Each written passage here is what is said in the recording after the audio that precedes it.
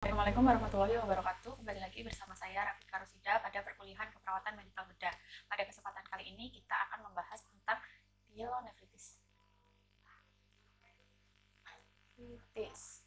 atau yang disebut dengan radang pada ginjal. Pyelonefritis, nefri atau nefron atau ginjal. Fitis artinya infeksi. Di manakah pelvis ginjal? Pelvis ginjal ada di sini. Oke, jadi pyelonefritis adalah infeksi pada ginjal. Pyelonefritis merupakan bagian dari infeksi saluran kemih atau ISK atau bahasa Inggrisnya urinary tract infection. Urinary tract infection dibagi menjadi dua berdasarkan lokasinya. Yang pertama adalah lower urinary tract infection dan upper urinary tract infection. Lower urinary tract infection ini meliputi infeksi pada uretra dan infeksi pada bladder. Infeksi pada uretra disebut dengan uretritis dan infeksi pada bladder disebut cystitis. Oke. Kemudian yang upper urinary tract infection ini terdiri dari berarti ureter dan ginjal. Yang ureter namanya ureteritis, hampir sama. Kemudian yang satunya adalah pyelonefritis atau infeksi pada ginjal. Oke, jadi pyelonefritis ini adalah bagian dari ISK atau infeksi saluran kemih. Nah, yang paling sering terjadi adalah infeksi bakteri. Dan yang paling sering menginfeksi adalah bakteri E. coli. Walaupun nggak semua ISK penyebabnya adalah E. coli, tapi kebanyakan adalah E. coli. E. coli ini ditemukan di feses. Nah, kita bahas faktor risikonya. Faktor risiko. Faktor risikonya apa? Yang pertama adalah wanita. Kenapa wanita? Karena uretranya lebih pendek dibandingkan dengan pria. Jadi bakteri lebih mudah naik ke saluran kemih. Oke. Kedua adalah sexual intercourse atau hubungan seksual. Hubungan seksual ini kenapa bisa menyebabkan ISK? Karena tempatnya dekat dengan saluran kemih. Saluran intercourse itu, lubang intercourse itu letaknya dekat dengan saluran kemih. Kalau pria malah jadi satu saluran. Oke, kemudian pemakaian kateter urin. Jadi kateter urin itu dipakai tidak boleh melebihi 2 minggu. Atau secepat mungkin harus di remove kalau sudah sekiranya tidak diperlukan lagi. Kemudian pada kondisi diabetes mellitus. Kemudian adanya obstruksi. Obstruksi ini, obstruksi saluran kemih itu bisa terjadi karena batu atau kalkuli. Bisa karena pembesaran prostat atau benigna prostat hiperplasia pada laki-laki. Kemudian pada perempuan mungkin karena kanker serviks. Oke, jadi itu adalah faktor resikonya. Kemudian faktor utama yang meningkatkan resiko dari upper urinary tract infection adalah vesicoureteral reflux atau VUR. Vesicoureteral reflux. Oke. Nah, jadi di kandung kemih itu punya orificium vesicouretra. Bukan uretra ya, tapi uretera. Oke, jadi dalam kandung kemih ke atas ini kan ureter. Jadi di sini ada katup. Nah, katup ini normalnya dia satu arah. Jadi urin dari atas bisa masuk ke kandung kemih. Tapi yang dari kandung kemih tidak dapat balik ke atas.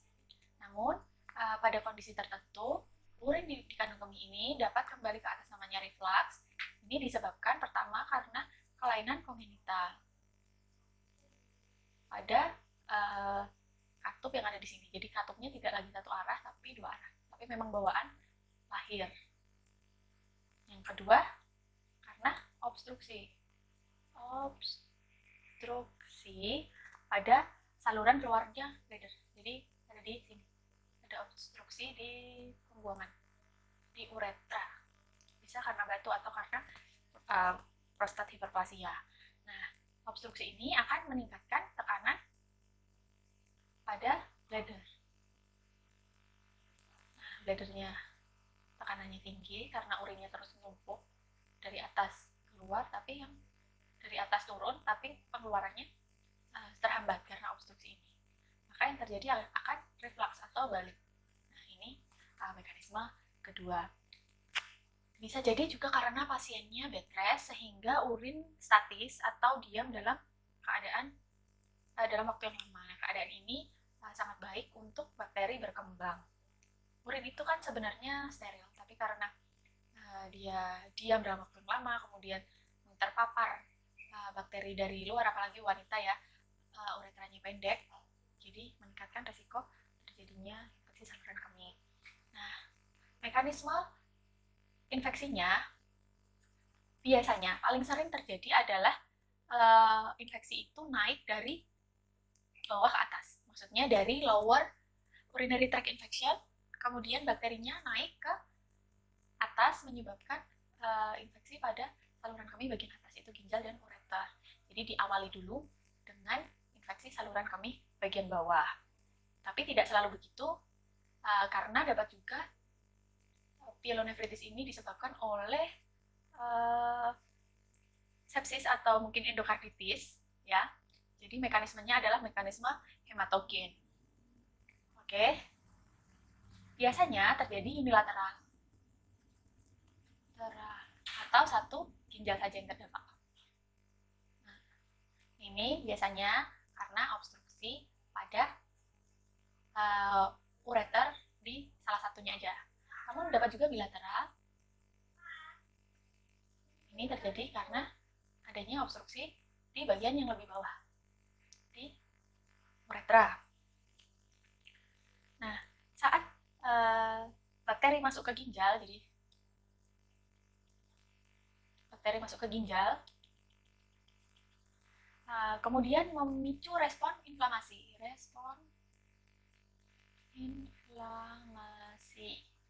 Dipanggillah neutrofil, bagian dari sel darah putih ya.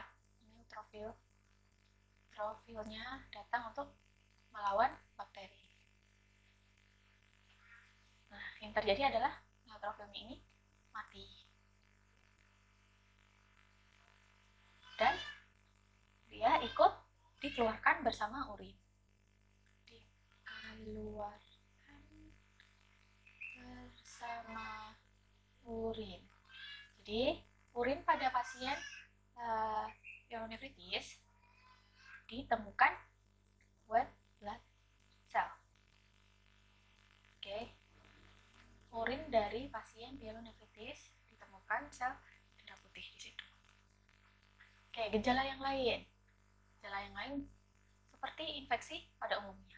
Demam, menggigil, kemudian mual, muntah, kemudian leukositosis atau peningkatan white blood cell di dalam darah. Kemudian yang keempat adalah flank.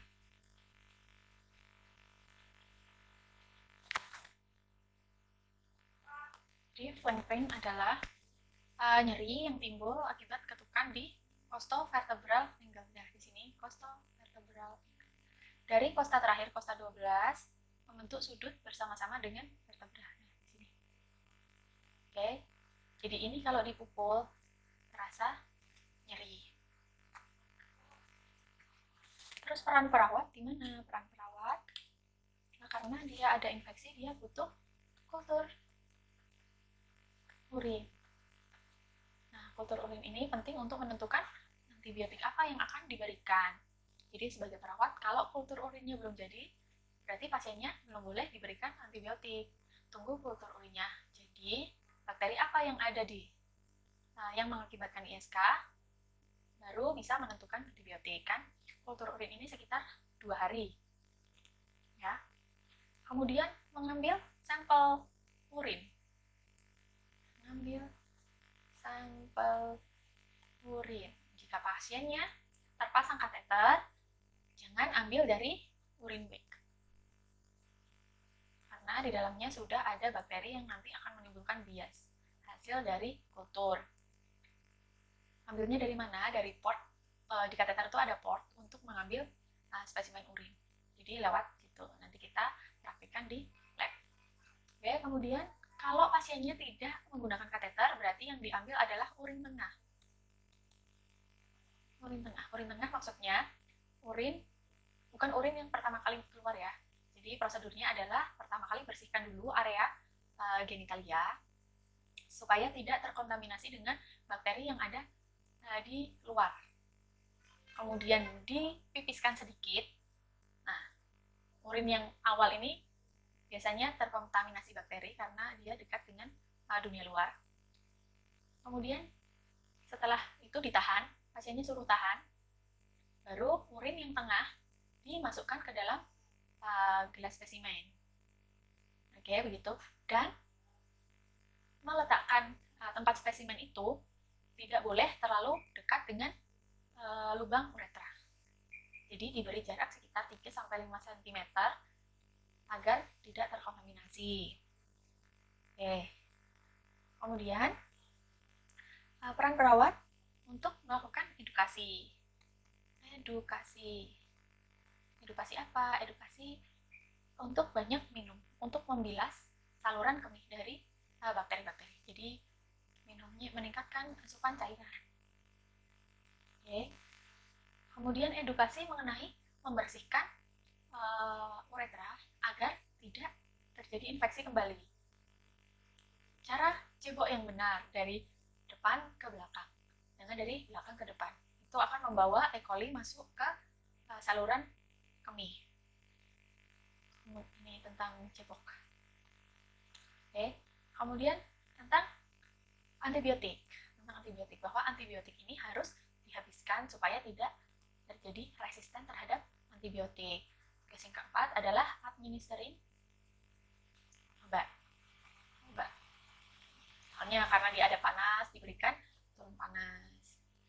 Karena dia ada mual, diberikan antiemetik, seperti itu. Oke, itu tugas perawat. Kemudian, apa komplikasinya? Komplikasi pyelonefritis. Jadi, pyelonefritis itu yang pertama adalah abses pada renal. Abses renal. Nah, kemudian yang kedua adalah papilari nekrotik. Nah, ini solusinya berarti ginjalnya harus diangkat atau nephrectomy. Oke. Karena ini papilari nekrotik ini prognosisnya kurang bagus, jadi kemungkinan akan dilakukan nephrectomy. Kemudian komplikasi yang selanjutnya adalah infeksi berulang.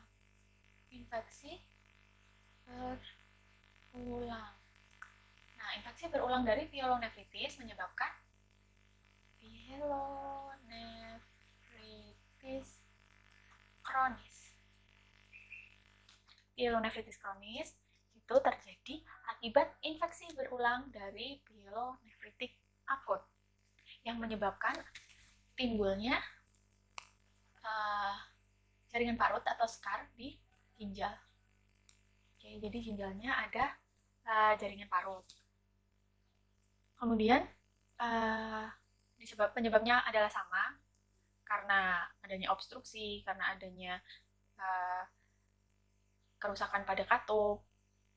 Nah, treatmentnya berarti harus dikoreksi penyebabnya. Koreksi penyebabnya, kalau penyebabnya obstruksi berarti dihilangkan obstruksinya dengan pembedahan.